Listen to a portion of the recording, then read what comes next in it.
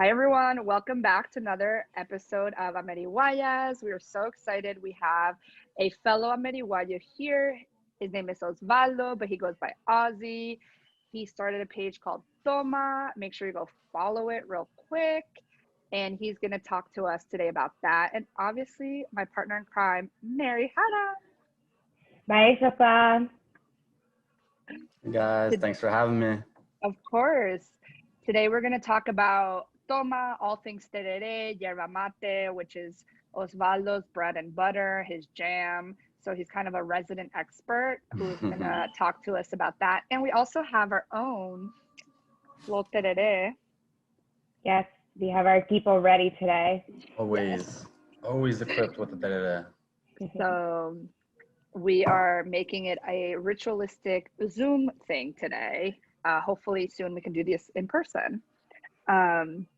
But talk to us about Toma, the journey with that. What are your dreams, your aspirations, and so people can get to know you and how that started. Yeah, of course. Again, thanks for having me. It's a pleasure to be joining you guys over this video call. So Toma really has been something I've been working on for a couple of years now, but it's really just started to take shape the past 6 months or so. So I've always obviously drank yerba mate, especially tereré. Growing up as a Paraguayan, it was always in our household. Every time we visited Paraguay, you see people drinking it everywhere. It's a real social, cultural thing. So I grew up in and around it, but I'd say the older I got, the more I got into it, and the more I started looking into the health benefits, and the more it started making me feel a lot better from an inflammation standpoint. I played a lot of sports, so I always had knee problems, and it helps a lot with digestion.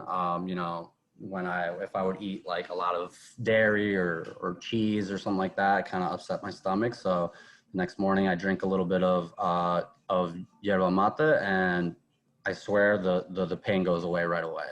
So I was working in New York City the past 3 years or so at a sports agency, and I had a very diverse group of coworkers from all different countries around the world.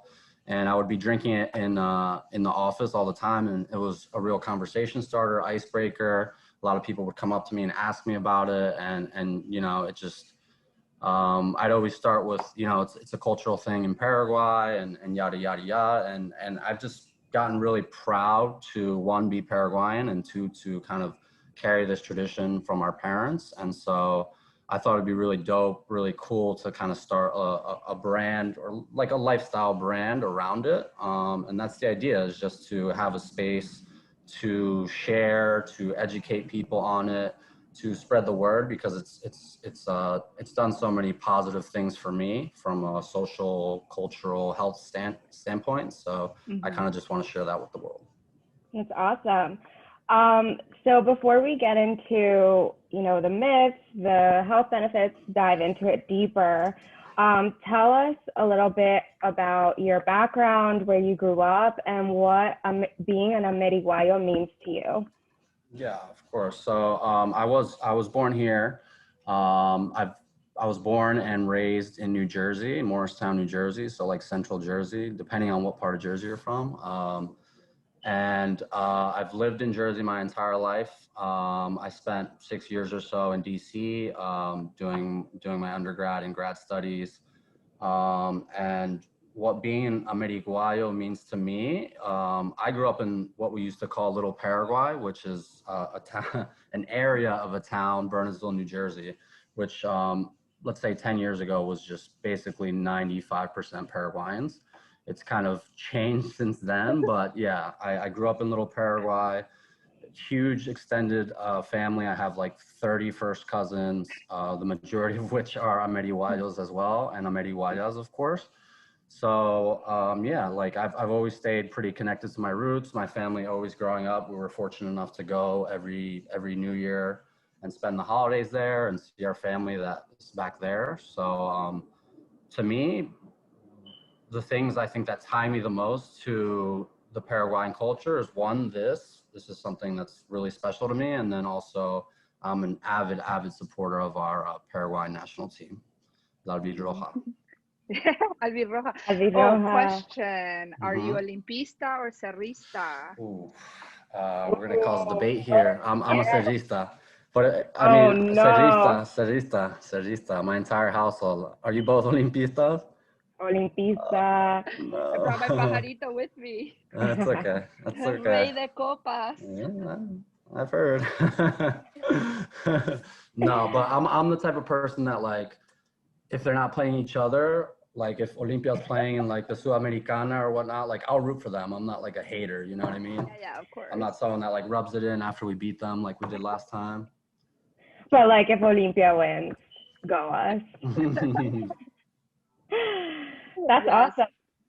Yeah. I think you also played soccer, right? In I did. high school as well. I played through high school. I played in college as well. But I like I said, I always had like really bad knees. I've had multiple knee surgeries and stuff. So I think at 31, I'm ready to hang up the boots and just watch. Just watch from the sidelines. Yeah. Yeah. No more surgeries for me. Yeah. Yeah, it takes a toll. Yes, it definitely does. But we just want to thank you again for joining us. I think it's very important that there's other Ameriguayos, Ameriguayas that are interested in having these conversations. And that's why Delicia and I started it. And also, you've been engaged probably since we started the page. So, yeah, it's important to have these conversations. And like you said, our culture means a lot to us. And we all represent in different ways. And so we're excited to have you rep in your own way and give us that perspective as well. Yeah, absolutely. I'm grateful that you guys have provided this platform for people like us to sort of connect and talk about things that we think about all the time, but don't necessarily discuss out in the open, you know? Yeah, because like you mentioned, we have 31 first cousins, and we have these conversations with our cousins, like our primos, like at the asado and the cumpleaños, and you're like, wait a minute, I exist also outside of that. So I find it so interesting and cool that you brought Tereré to work. Like, I don't think I've ever brought it to work unless it was like a cultural event where they asked me to represent Paraguay. But it's so cool that you have it ingrained within your daily lifestyle, which it is in Paraguay. Like, if you're in country, that's what it is. But here, it's just not part of it unless you make it a part of it. Yes. So yeah, no, especially like in the cold winter months, like I can remember like commuting to work and like just like looking forward to getting there just so I could have my mate. Like it'd be the first thing I did every time I got to the office, and it just like calmed me. It gave me it's weird because it calms you, but it also gives you energy, you know what I mean? It's almost like ritualistic, and yeah, like I would take it to meeting. Luckily I worked in an environment where I could literally walk around with it in the office. I took it into meetings, like even with like clients and stuff. Yeah, so that's awesome. Yeah, I feel like our ancestors give you that Zen energy as well as a boost of energy at the same time. But yeah, that's I work with Paraguayan, so she brings it. She is an immigrant, so she was born there and she came here. And she carries it around, and I'm like, that is such a good idea. Like, I honestly didn't ever think of that, but like Delicia said, it's part of the daily life in Paraguay, and they bring it to work, especially Tereré in the hot days. It's mostly hot in Paraguay, rarely cold, but so yeah, that's awesome that you are able to integrate that and make that a part of your daily life in the United States.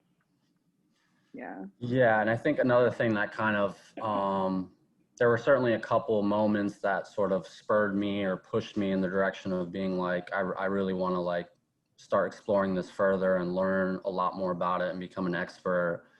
And you know, when I started working in New York and I moved closer to the city, I was looking for it here in Jersey City where I live, and also in Manhattan, and it took me like a week to find yerba.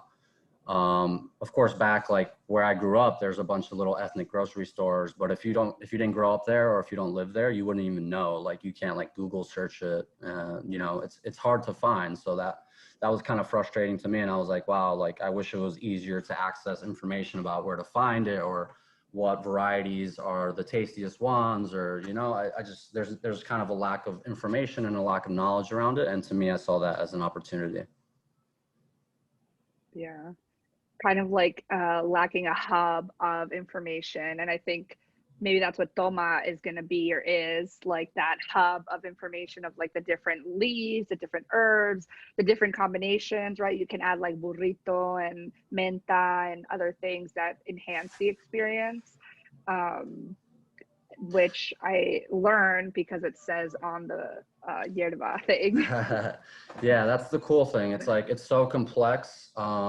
There's so much complexity to it. Like I'll show you, for example, like this is my favorite one that I've been drinking. This is menta y boldo. So it has some herbs in it. This is really good, drank hot as mate. And of course it's called mate when you drink it hot, and it's called tereré when you drink it cold. But this one I'd really like for mate when it's served hot. And then something like menta y limon. This is more sort of like a refreshing, it has that lemon taste to it. So it's a lot better to drink cold on, yeah, cold on like a really hot summer day, for example.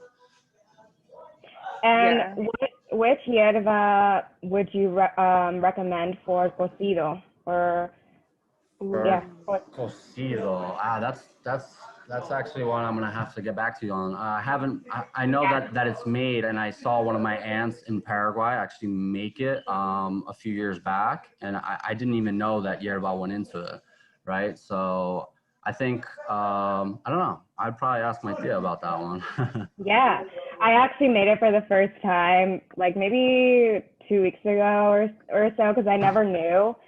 And it's basically yerba quemada. So like Yeah. you burn it Yeah. with sugar, and then you put the water, and then you filter it out or something like that. So yeah, get back to us on that and let us know which yerba works best with cocido. Yeah.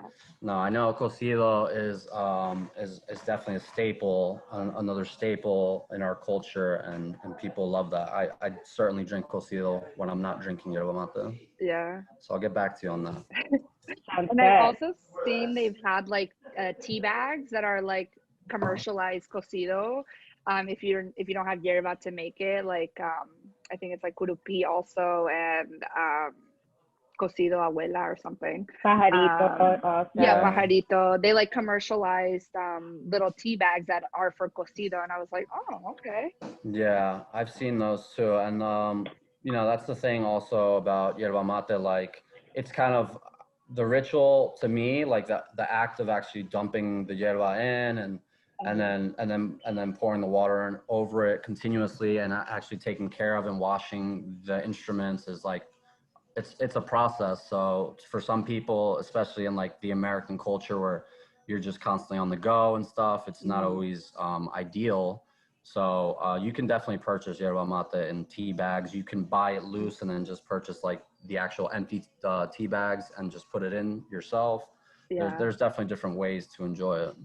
yeah. Go ahead. Go Thank you. ahead.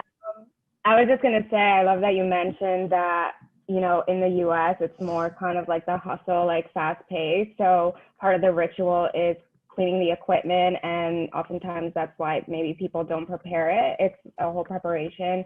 You can talk about that in details, Osvaldo. And so what I was gonna say is, I wonder if they made those tea bags to kind of I guess, fit in with that culture within the United States. I'm sure in Paraguay, it's also just easier to do that too, but it's interesting that it's very different, especially East Coast vibe. You know, we're very fast paced, like on the move, on the go. And I feel like this experience is more like laid back, super chill. Like, you know, you plan to be with friends. Usually it's done in a circle. We'll talk about that later. And we kind of pass it around, and, you know, hours go by, and here, you know, we don't really have that, I guess, unless you're with family, but it's different. Yeah, I would definitely agree with that, and I think that in the sort of rapid lifestyle here, especially like in Manhattan, working there, like I think I missed sort of that downtime where you kind of just can unwind and like, Hmm. you know, relax a little bit. And I think that's something that's sometimes missing in the lifestyle here a little bit. And on the flip side, like in Paraguay, it's a lot slower. Like, you know, just the pace and the lifestyle is just a lot slower. So there's more time to sit around and enjoy, you know, yerba or tereré with friends and stuff.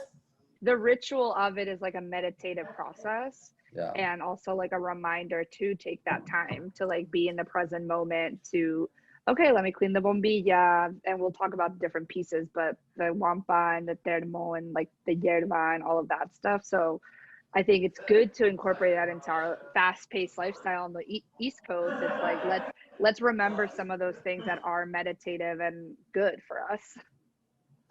Yeah, 100% agree with that. So let's dive into the history a little bit. And we know it kind of as Paraguay's, you know, yerba.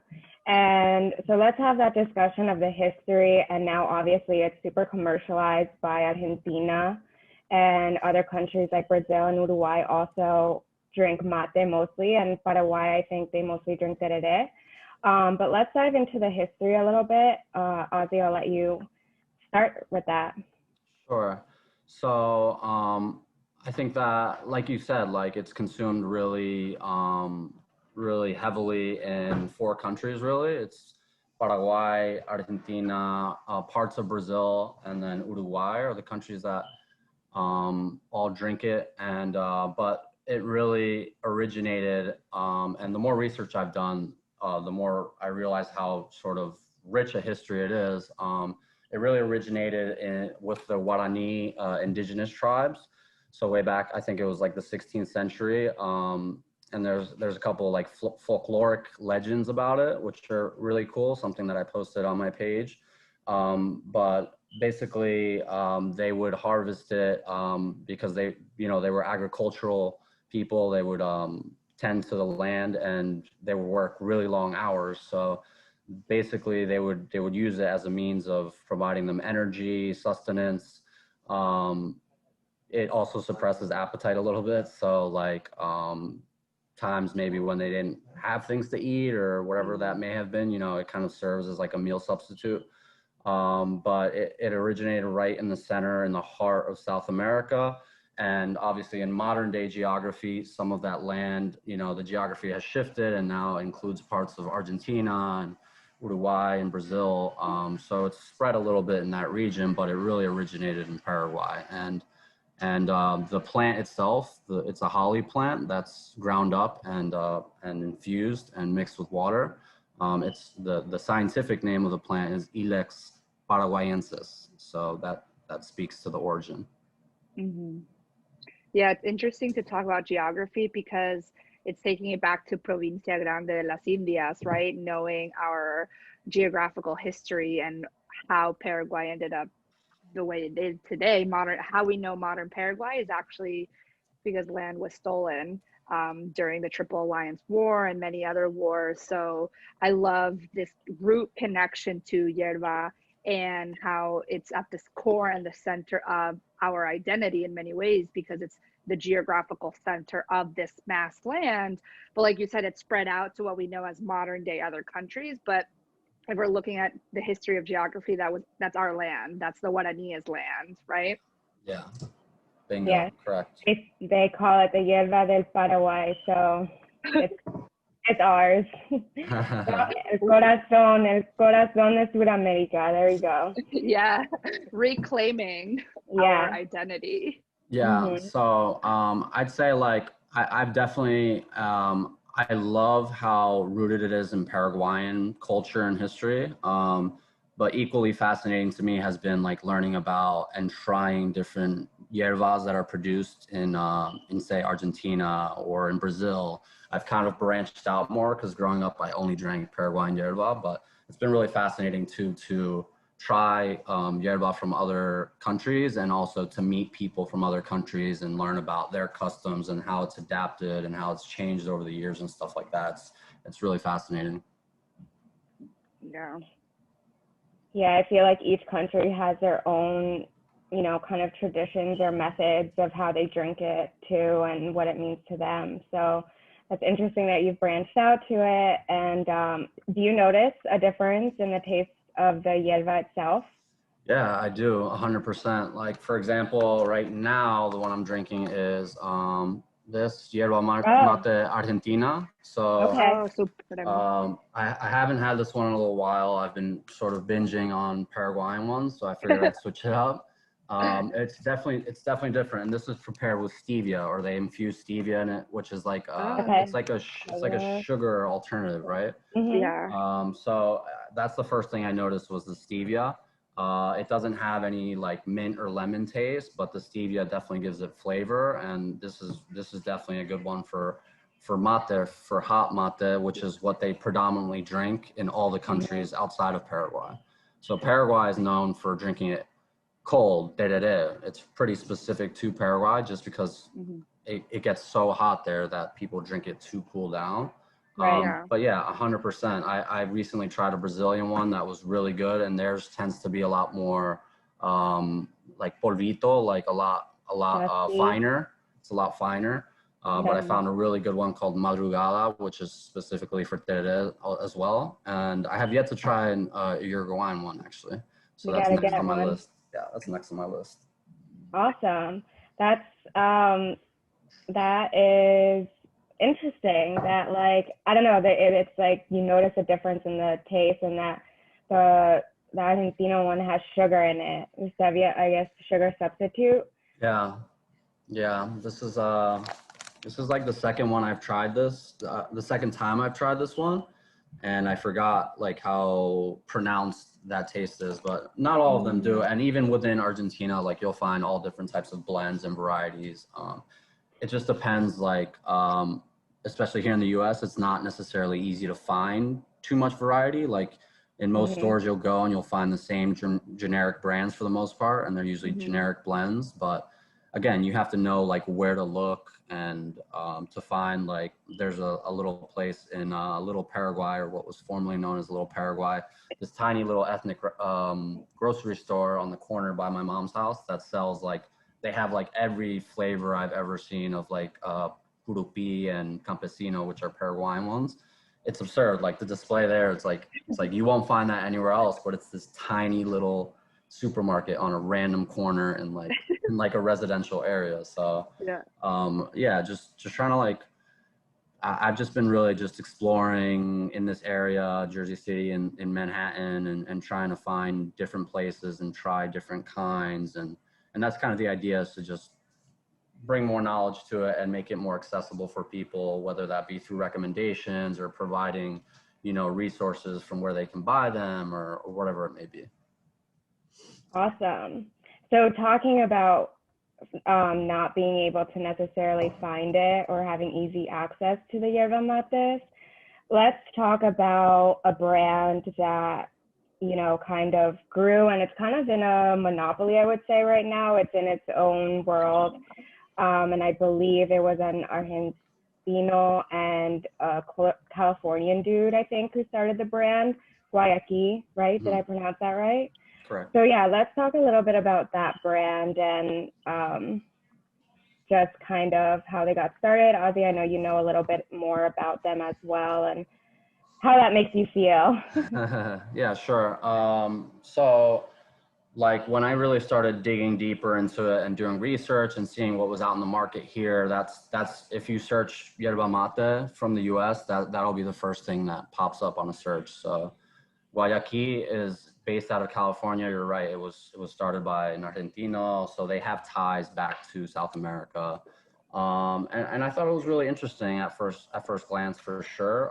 Their target audience was college students, so they use like ambassadors on college campuses, and they pass it out, and they've adjusted their product, which kind of goes hand in hand with what we were talking about, about the faster paced lifestyle and wanting things on the go and kind of wanting instant gratification, I guess. They put it into like a tea, which is really good. It's really tasty. They infuse the yerba mate into a tea. And then they have a sort of cool business model where they're working with the actual producers in South America, and they're ensuring, you know, all the ingredients are organic and it's, you know, fair labor standards, and people are getting paid for their work down there. So they've been around for a good 15 years. And they certainly have a good hold on their target market. It's just not, it doesn't necessarily align with what it is to me, or how I sort of the kind of brand that I consider when I'm drinking yerba mate. And you know, what I noticed on their page first off was sort of their vibe is really kind of, like I said, college students, but it's based out of California, so it's kind of like more of like a hippie vibe and music, and and it's more that type of vibe. Whereas the way I see it, it's more sort of the cultural, social aspect of sitting around. And then I'm also very into sports, so for me, it's more of like a refreshing thing when you drink it cold, especially when after like a good workout or playing sports with friends or something like that. So that was the only thing that kind of diverted me away from it, was just obviously the product itself is adapted and commercialized here. And also just the image of it, it doesn't necessarily resonate with me, but Yeah. you know, they've got a great product. Right. I think I could be wrong with my research, but I think some of their land that they own as Guayaqui is in Paraguay, actually. Yeah. So when I first did my research on them, like a couple of years ago, because I was also came across H2 Yerba, which is like another company, I think started out of New York or New Jersey, I think. But they haven't been as vocal as Guayaqui. And so that's what I found kind of interesting. If an Argentinian and Californian started it, but it's on Paraguayan land, was a little problematic in many ways, because you don't see that much of Paraguayan identity represented in that brand. And so that's why I really like Toma's like mission, because it's Paraguay's at the root of that and at the heart of that. Obviously, since we're Ameriguayas, you're Ameriguayo, and we're having this discussion. But I thought when I first was introduced to like Guayaqui and maybe other smaller yerba mate like canned commercial things, I was like, yeah, this is great, but the soul heart of it is Paraguay. And like I mentioned before, Guayaqui has, I think, ownership of some of yerba mate territory within Paraguay. So I think that's so fascinating and interesting, because Paraguay is not at the root of their marketing, and they're not Paraguayan or Ameriguayo. So I just find that very interesting. Yeah, to that same sentiment, when I was doing my research quickly before we hopped on, I saw that they mentioned Paraguay, and they have like a little video, I think, of them harvesting the plant. So I'm not sure if they do have, yeah, I don't know, but it's interesting going back to the founders are number one Argentino and someone from California, and then, you know, they're advertising it not necessarily as Paraguayan. I think when I first saw it, I'm pretty sure that they mentioned it was Argentina. I'm pretty sure, because kind of similar to the both of you. When I first saw it, I was like, what? I was like, where is the mention of Paraguay? Like, that's the heart of yerba mate. But it is good. I drink it. I actually have some here to give me some energy. So I will give it to them. It's like quick and it's good, but it's, I don't know. There's some issues there too, as well as how they represent. That's like I've heard similar sentiments from other people, just kind of like Paraguayans, especially Paraguayan Americans, that are just kind of like, yeah, the marketing around it and how they sort of advertise it isn't necessarily authentic, especially coming from our perspective. So I totally get that. I think that them having land in Paraguay probably has to do with cost of labor, and it's cheaper there. Everything's cheaper there for the most Yeah. part. But yeah, that totally makes sense. Yeah. I mean, yeah, the logistics of it all, like from the business end, I'm curious to see what that looks like. I think their corporate, I'm pretty sure is, or like their leadership is 22% people of color, I think. From like my quick research, I was trying to like find out like, yes, they outsource and maybe have workers in South America, but number one, are they getting paid American fair wages? And number two, or US dollars? And number two, what does your corporate look like? Do you have representation in your corporate office in the US?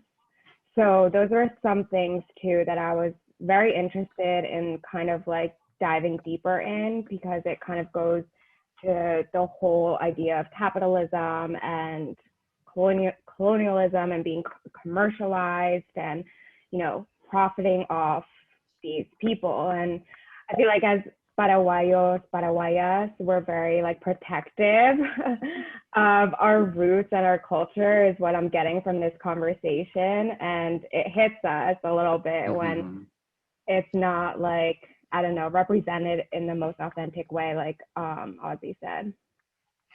Yeah. And almost like hitting the point of, is it borderline appropriation? Is it borderline exploitation? So, and I think it's important to honor that how we feel in that way, because we're authentically 100% Paraguayan. Like our family roots are from there. So, I think it's an interesting conversation that brings me to an article that we connected about with cultural appropriation and Tereré, and really dissecting that. And obviously we'll put that in the comments too, like what articles we've read and what has helped us process a lot of things. So I don't know if that's something people are interested in talking about.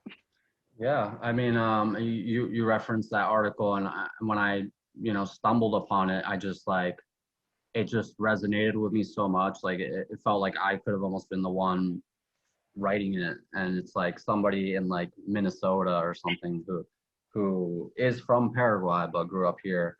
So I just wanted to quote like one of the lines from it, which I think it kind of sums it up. It says, "Putting yerba mate in a soda water is not blasphemous, but it is disrespectful to do so without acknowledging mate's traditional uses, or at least where it's coming from." Which, that, yeah, we can just drop the mic there and leave it at that. But it's not to hate by any means on what they're doing or their intention or their target market. It's just that we wanna put on for Paraguay, and like if it's gonna blow up and yerba mate is gonna become a big thing here, then we want it to at least be somewhat connected to and tied to our culture and our history and how we view it. You know what I mean? Yeah, and like the ritual respect for the ancestry, right? It's going back to the ancestral roots of indigenous livelihood, right? You'd mentioned at the beginning of the call how they used it for their own rituals, and if they needed to, didn't have enough food, maybe they drink it to suppress appetite. So it really goes back to deep indigenous roots before colonialism. So that's our direct lineage and our direct connection to that. So to really have it commercialized and capitalized in this way is very exploitative and capitalistic and colonialist. So what she says in this article really connected with all of us and really like pulled at our heartstrings. We're like, oh yes. Yeah, it's definitely also important to note, I feel like, in the space of diversity and inclusion and all the work that Alicia does, the indigenous people they are obviously the root of this. They are who passes down these traditions to us. And I think it's important to understand, like in modern times, just like in the US, in Paraguay, indigenous people don't have the same rights of, let's say, a mestiza or mestizo paraguaya who's like mixed Euro and Guarani. So, you know, they started all of this in su tierra, like, and then, you know, colonialism, all that. And then now it's like, number one, are they getting paid fair wages, like with this particular company, if you are outsourcing? And number two, they don't get to reap the benefits, I guess, of it, because in country, they're also suppressed. So that's also important to know, kind of just like the history and what it is now, and where those people are now is not where they were, you know, centuries ago. So that's why I feel like for us, it's important to honor it, and rather than appropriate the culture. And we try to do that as authentically as we can. And also us being Americans too, just like understanding our history as well. Mm-hmm. That's well put. Yes. So, Ozzy, what else do you want us to know about yerba mate? We'll give you the last words. Also, tell us what your page is, where we can find you, all that good stuff. Okay. So the page is at Toma Yerba Mate on Instagram right now. And I guess, you know, I'd love for any and everyone, doesn't have to be Paraguayans, doesn't have to be Paraguayan Americans. The idea is for it to be inclusive of any and everyone who loves health, who loves community, who loves to share, and, you know, who's interested in tradition and culture. So really it's just meant for me to provide a space for people to come and have a dialogue like we're having here, to share recommendations, for me to pass on some of the knowledge I've acquired in my life and in the research I've done. And yeah, just like put on for Paraguay, put on for yerba mate in general, and just the idea is just good vibes, because that's how I view it. It's just good vibes. It's sharing. It's compartir con, you know, amigos, con familia. That's what it means to me. So I kind of want that to exude through the page and through the brand, and it'll evolve naturally as we go. But at Toma Yerba Mate on Instagram, please give us a follow, like, it's much appreciated. Yes, like, share, follow. And we love that. We love to hear it. We're glad that you're starting that journey and using it as a space to educate and share and all that good stuff. And I think that's it. Go follow Ozzy, and we are looking forward to more conversations. Yes, let's cheers our yerba mate, tereré mate. Hold on. Cheers. Cheers. Salud. Cheers. Salud. Salud. Rojeju tereré, rojeju Paraguay. Until the next one, my friends. Thanks, guys.